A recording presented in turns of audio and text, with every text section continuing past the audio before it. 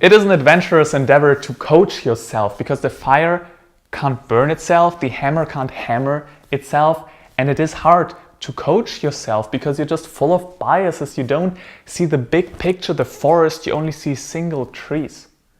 But nevertheless, there are some tools that you can use to get some decent results.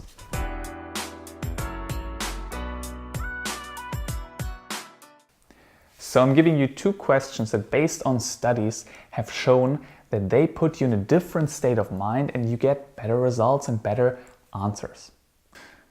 The first one, and I just want to tell you how they figured this out. They just went in high school and gave kids difficult math tasks.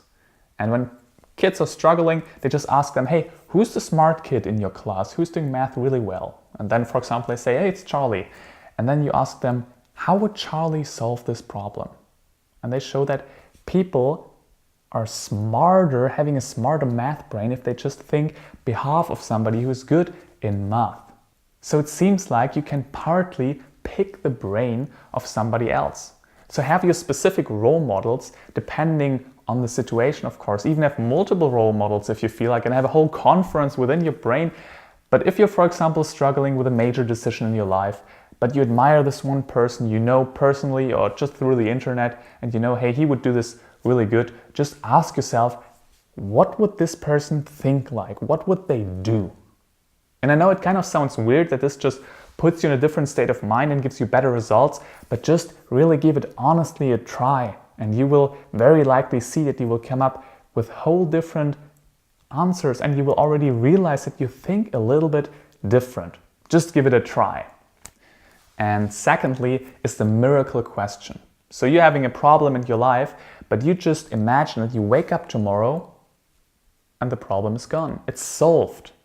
And then you imagine, how did this happen? What is the most likely way how I solved this problem then? Just come up with the most likely story. And this just puts you in a different state of mind because you're not in this position of, hey, I'm having this problem, how do I solve it? No, you're in a different state of mind because you're having now this top-down process. Hey, I solved this. How did I do this? And you really can generate different ideas, and it might help you to get you one or the other idea that helps you to actually get moving and get better results. Finally, I would like to say that coaching can be a really powerful tool, but maybe you're in a situation right now where you don't have a coach, or you don't have the money, or you don't want to spend the money on a coaching.